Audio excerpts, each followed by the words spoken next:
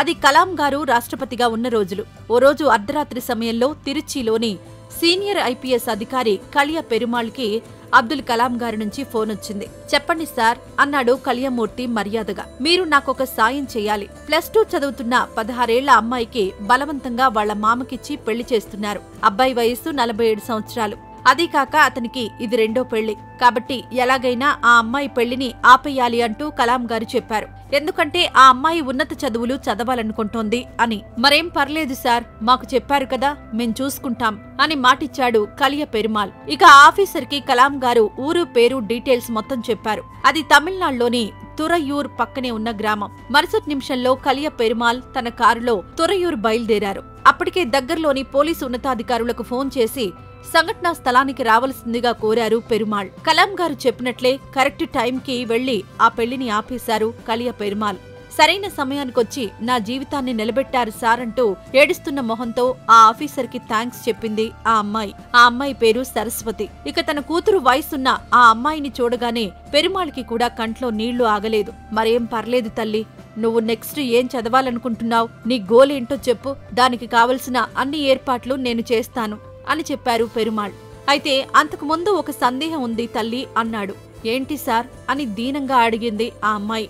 మా ప్రెసిడెంట్ మీకోసం ఇంత శ్రద్ధ ఎందుకు తీసుకున్నారు? ఈ సమాచారం అతనికెవరైనా చెప్పారా అని అడిగారు కలియ పెరుమాళ్. ఈ ప్రశ్నకు ఆ అమ్మాయి అవును సార్, ఆ సమాచారం తానే ఇచ్చానని చెప్పింది. ఆమె చెప్పిన సమాధానంతో కలియ పెరుమాళ్ విస్తుపోయారు.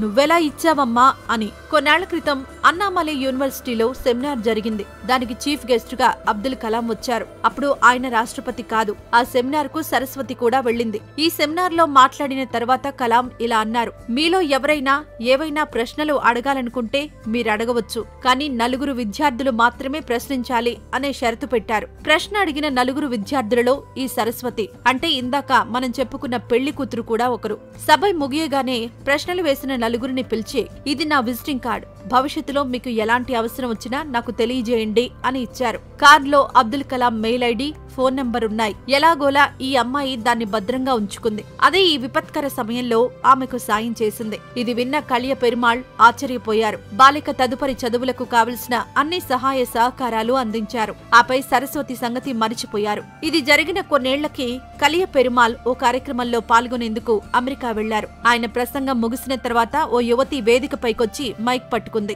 ఈ అమ్మాయి ఎవరు, ఎక్కడో చూసినట్టుందే అంటూ కలియ పెరుమాళ్ దీర్ఘంగా ఆలోచిస్తుండగా స్టేజ్ పై ఉన్న ఆ అమ్మాయి మాట్లాడడం స్టార్ట్ చేసింది. ఈ రోజు నేనిలా వేదికపై మాట్లాడే అదృష్టం తనకు దక్కడం అదృష్టంగా భావిస్తున్నానని కన్నీళ్లు పెట్టుకుంది. ఇంతకీ ఈ అమ్మాయి అసలు ఎవరి గురించి మాట్లాడుతుందో కలియ పెరుమాళ్కి ఏమీ అర్థం కాక కూర్చున్నారు. ఆ సమయంలో కలియ పెరుమాళ్ సార్, నేనిక్కడ అమెరికాలో ఒక సాఫ్ట్వేర్ కంపెనీలో పనిచేస్తున్నాను. జీతం 3.5 లక్షల రూపాయలు. నా భర్తతో సంతోషంగా ఉన్నాను. నేనెవరో మీకు తెలుసా? నన్ను గుర్తుపట్టారా సార్ అని అడిగింది ఆ అమ్మాయి. నాకు తెలియదు అన్నారు కలియ పెరుమాళ్. ఆ మహిళ కన్నీళ్లతో మృదు స్వరంతో చెప్పింది. ఒకసారి మీరు నన్ను బాల్య వివాహం నుంచి రక్షించారు, నన్ను చదువుకునేలా చేశారు. నేను సార్ తురయూర్ సరస్వతిని అంటూ చెప్పుకొచ్చింది. ఇది ఊహించని కలియ పెరుమాళ్ ఆనందంతో పొంగిపోయాడు. మీకు కూడా కృతజ్ఞతలు. నా జీవితంలో వెలుగును నింపినందుకు అబ్దుల్ కలాం సార్కి ధన్యవాదాలు అంటూ ఆమె వేదిక నుంచి దిగిపోయింది. ఆమె మాటలను అలా వింటూ కూర్చున్న కలియ పెరుమాళ్కి కంట ఆనంద భాష్పాలు రాలాయి. ఈమె ఆ తర్వాత కలాంను స్వయంగా కలిసి మాట్లాడింది.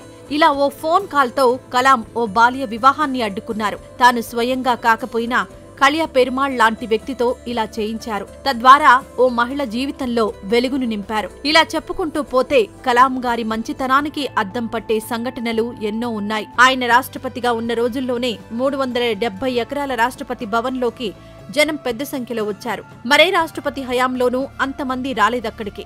అక్కడికొచ్చిన వారిలో చాలా మంది అతిథులు, విద్యార్థులు. ఆయనను కలిసిన వారిలో అధిక శాతం మంది టచ్ లోనే ఉండేవారు. ఆయన తనకొచ్చిన ఉత్తరాలకు తప్పనిసరిగా ప్రత్యుత్తరం రాసేవారు. పిల్లలు రాసిన ఉత్తరాలకైతే ఇక ప్రత్యేకించి చెప్పనక్కర్లేదు. పిల్లలంటే అంత ప్రేమ.